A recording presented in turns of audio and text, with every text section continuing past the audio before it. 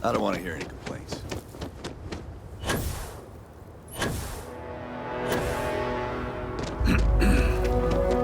Keep an eye on your valuables.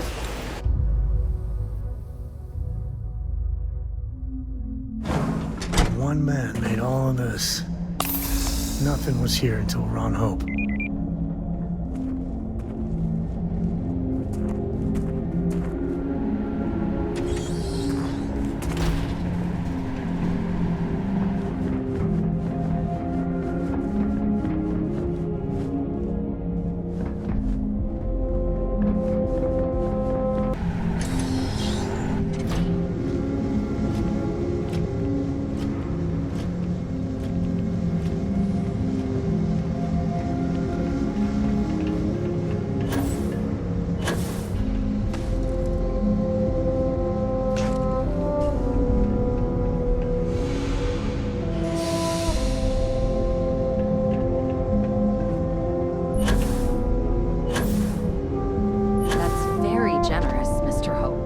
Well earned, Burkett. We set some ambitious quotas. Good to see you again. Well, I've just received a report from the Marshal about your progress. He said you had a promising lead on the mercenaries who stole my ship. I trust you're here with good news.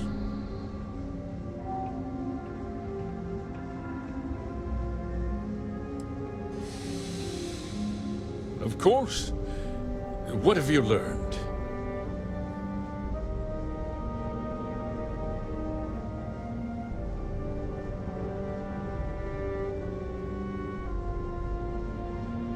The disgraced war hero who went to prison, and you actually believed him?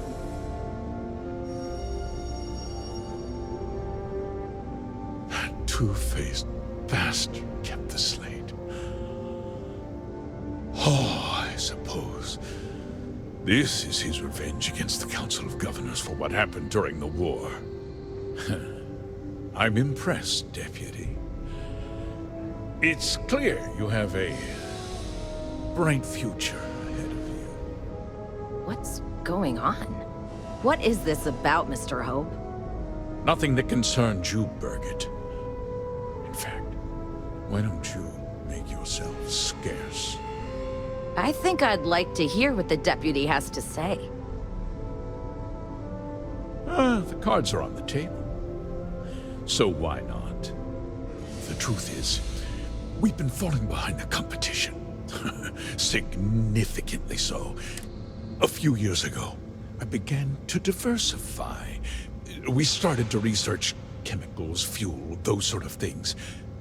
We developed an experimental fertilizer. Oh, and it failed utterly. I was prepared to write the whole thing off when we made a discovery that changed everything. Turns out, our fertilizer was transforming the soil, bolstering its mineral content tenfold. We donated the fertilizer to select homesteads and let the farmers do the work. And when the time was right, we cleared the farm and brought in machinery to harvest the mineral-rich soil. The reduction in labor and materials costs sent my profits soaring. You tricked them into poisoning their own land for your benefit. I have a business to run. I can't afford to spend a credit more than I absolutely have to, Mr. Coe. I never intended for anyone to be hurt. I told Hull to buy the land, not take it by force. Unfortunately, farmers can be stubborn folk. And I couldn't risk any witnesses. I can't believe what I'm hearing. How could you do something so awful to innocent people, to families? Not another word out of you, Burkett! I can take your job, and more. We'll discuss this later. In any case, I suppose the gig is up. I give you my word that I'll call off the operation and return the land to its rightful owners.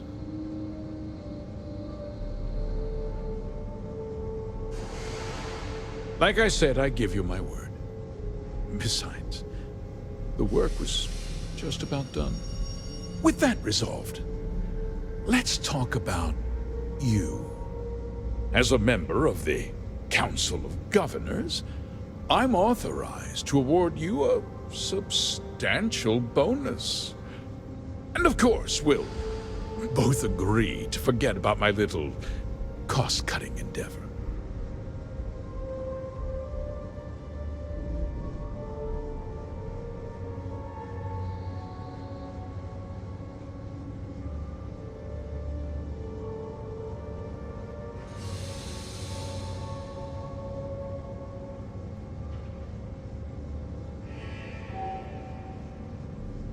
Of course you do. But first, take a moment to consider the big picture.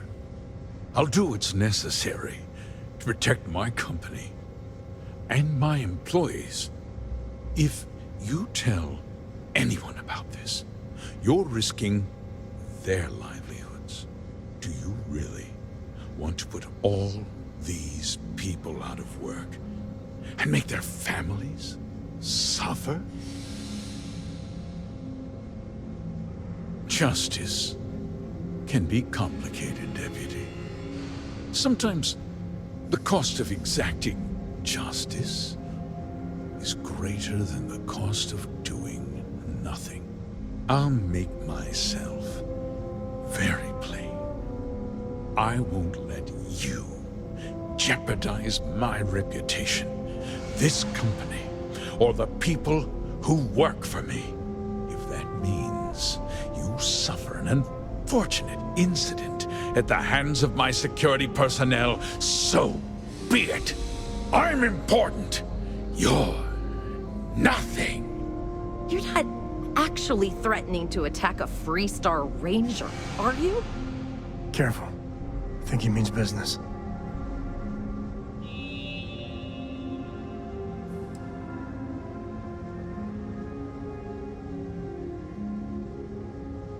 Absolutely. Consider it over. It's ancient history. You've already taken care of the first, and I won't be hiring anyone to take their place. From now on, I'll dedicate myself to looking after the hard-working people of Hotech. As for you, you're a hero, Deputy. You've saved this company and ensured a bright future for our employees and their families.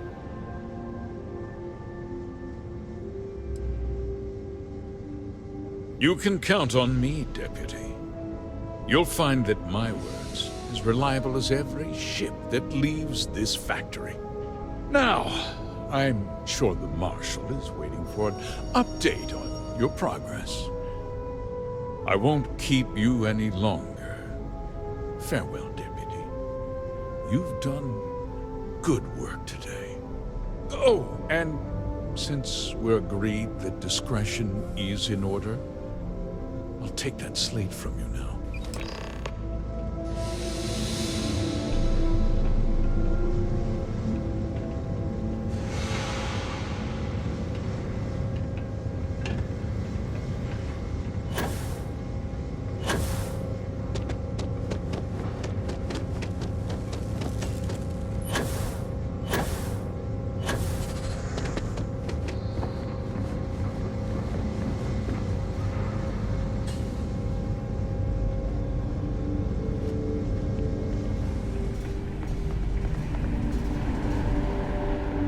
Hard to get better prices for a hauler.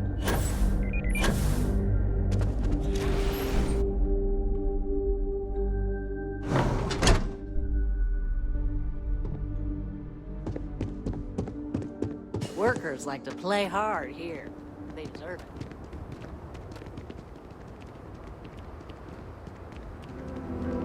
Ron Hope's a damn hero in my book. As long as you keep the peace, you're good in my book.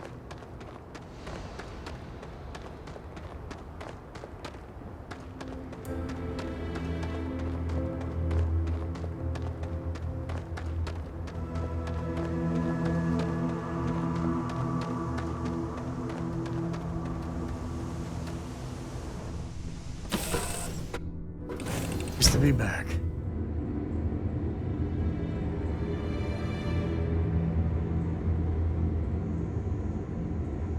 Have any new books for me?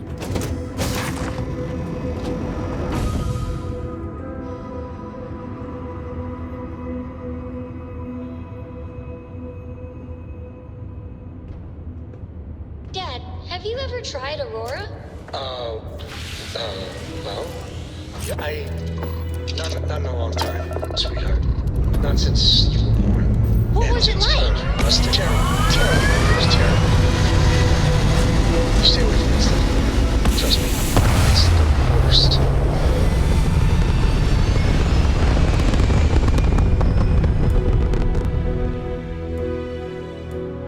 Orbital insertion achieved. We're spacebound again.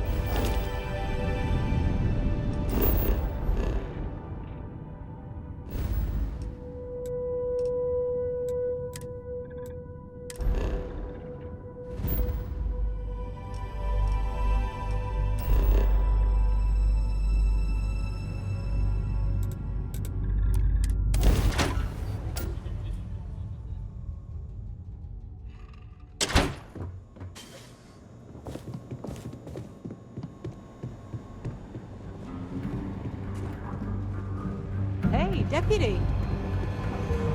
Good to see you back safe, Deputy. What's the word on the mech factory? Were the mercenaries hiding out there?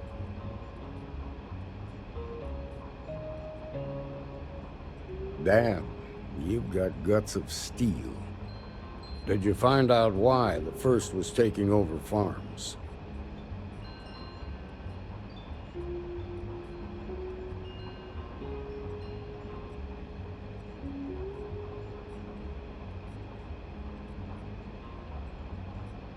Makes my heart heavy to hear that.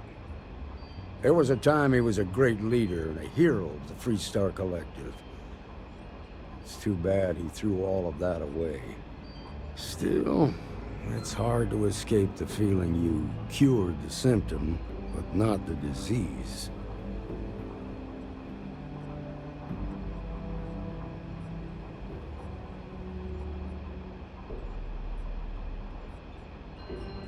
They were mercenaries, and that means someone hired them.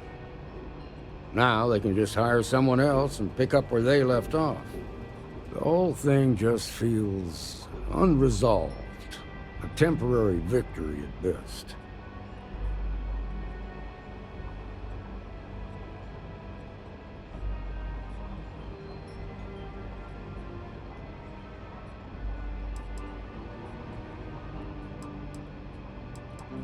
Sometimes being a ranger is a thankless job.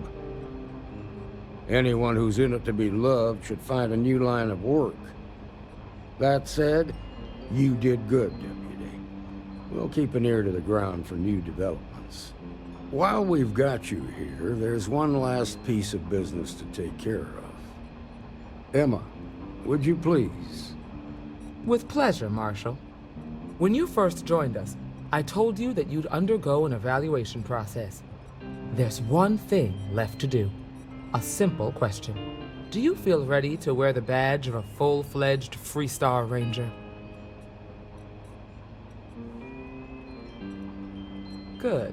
Duty and honor are the backbone of the Freestar Rangers. Marshal, I approve the deputy for advancement to the rank of Ranger.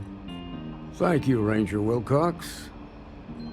In your time serving as a deputy, you've shown exceptional courage, fearless tenacity, and a high regard for the safety of our citizens. By the authority granted to me by the Council of Governors, I hereby promote you to the rank of Ranger. Here's your badge. wear it with pride. But don't forget the solemn responsibility it represents.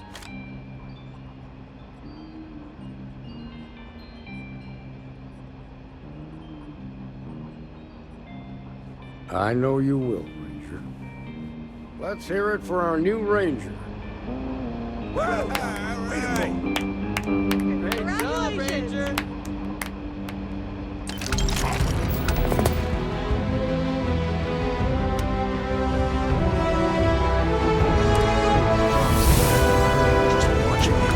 Congratulations. The promotion is well earned.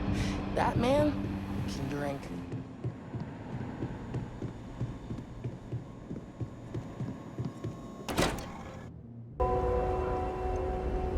Well, you're back.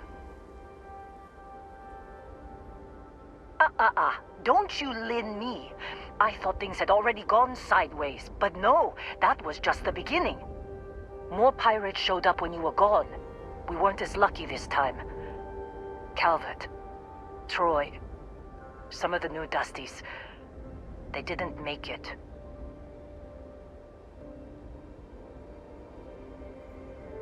Well, how could you have? You weren't here. Anyway, I was pinned down behind some crates with Barrett. Bullets and laser fire everywhere. No smile on that damn carefree face of his. Like he knew this was it. I started steeling myself to go out fighting. Then that idiot puts his hand on my shoulder and says, "Stay here, Lynn. I got you."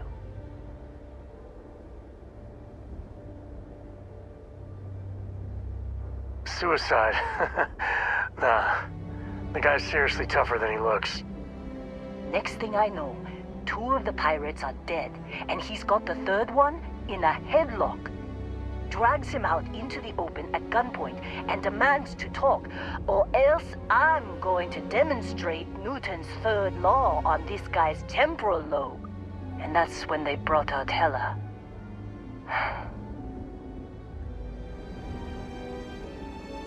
I didn't overhear everything, but after the 10 longest seconds of my life, Barrett put his hands up, and both of them ended up getting taken aboard the pirate ship. And that's the last I saw of either of them. They could have grav-jumped anywhere. I tried pinging a transmission to the ship in the comms building before they left, but the pirates must have fried it. You want to try it? Go ahead. But the odds of them being alive, even if you could find them... I've lost a lot of people on this run, Dusty. I just want to pack up.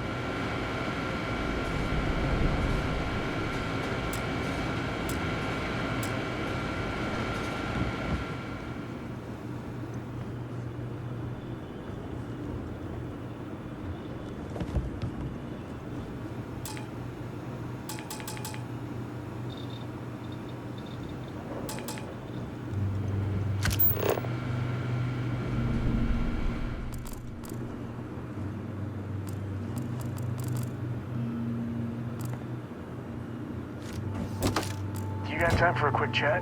I'd appreciate it when you're